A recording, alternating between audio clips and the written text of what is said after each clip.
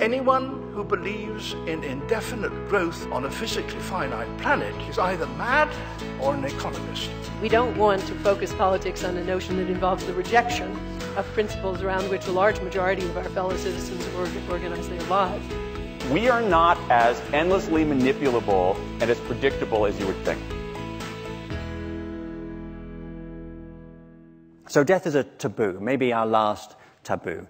If you try to talk to people about death at a party, then they tend to react a bit like you've made a joke in poor taste. They sort of giggle nervously, they start edging away, and believe me, I'm talking from experience here. And this taboo is so powerful that just to mention the word has an effect. It changes your state of mind. Just because we are talking about death here now has already shifted you into a different mental gear.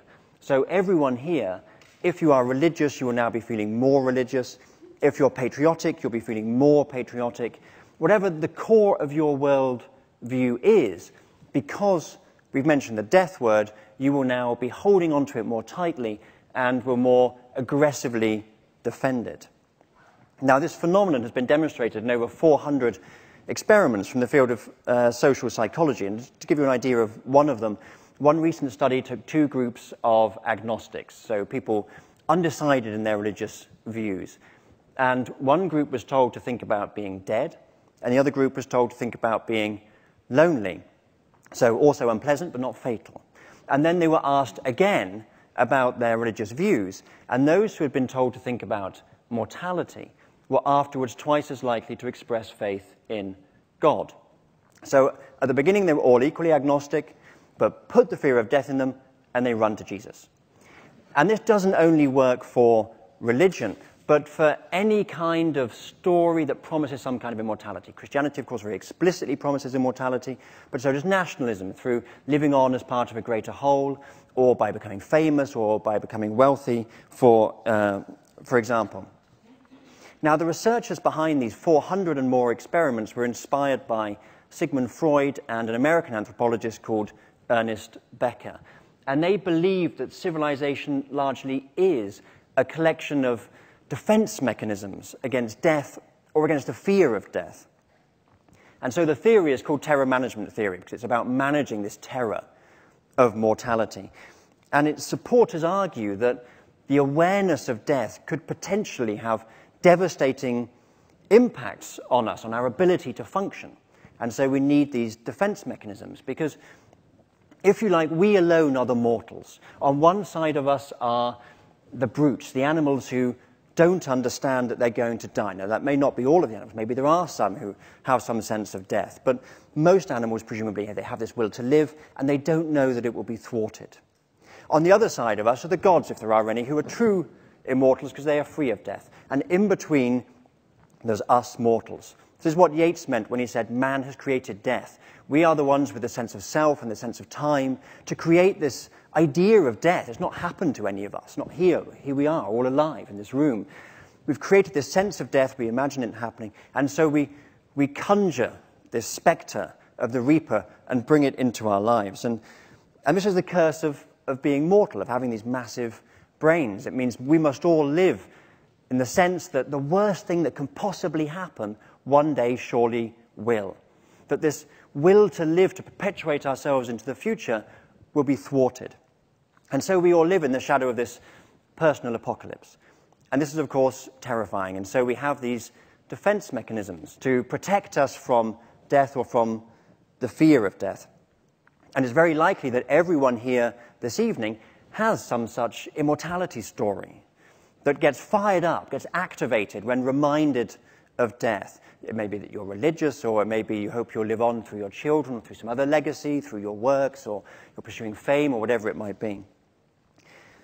And we see these immortality stories being retold by different generations in different ways. So many people believe they might live on as a soul when their body dies, but other people believe they can upload their mind onto computers. Some people believe that God will resurrect them. Other people believe that scientists will resurrect them. This is belief in cryonics. You can freeze yourself and be defrosted and live again. Or people believe for a long time in magical elixirs, and now we believe instead in stem cells and genetic engineering. So we see the same immortality stories being told from one generation to the next. So what happens when we're reminded of death is that we, as a mental reflex, we fire up these defense mechanisms. We avert our eyes from death's gaze. But when we are forced to meet that gaze, to hold that gaze, then something different happens. And now I want to talk about why we ought to talk about death. And the same researchers behind terror management theory who demonstrated the existence of these defense mechanisms have found that instead of just reminding people casually of mortality, if you make them think about it, if you make them engage with mortality, then something quite different happens. That actually they fire up these defense mechanisms, but then they're forced to observe them, to look at them in a different light, to start to criticize them, to question them. And research has shown that those who are regularly prompted to consider mortality actually start to reject what the psychologists call these extrinsic goals, these socially imposed goals like wealth or fame, and instead to focus on intrinsic goals such as personal development or personal growth, developing meaningful relationships, thinking about what you can do for others, and so on. Now, those who work with the terminally ill don't need psychologists to remind them of this. Those people who have a confrontation with death tend to refocus their lives and have a renewed sense of what's important. And the psychiatrist Irvin Yalom, who worked a lot with the terminally ill, has observed how those who are diagnosed with cancer, for example, after a period of denial, have a renewed sense of vitality, of what matters in life, they strip away all of these socially imposed goals and focus instead on loving relationships, a vivid appreciation of life, for example. Now, these are people, the terminally ill, who have been told by someone in a white coat they're going to die. But hey, we're all going to die. They've been told that their time is limited, but for all of us, our time is limited. So the point of talking about death is that we might all, today, every day, have the kind of awakening that most people only have when they're told they're going to die of cancer.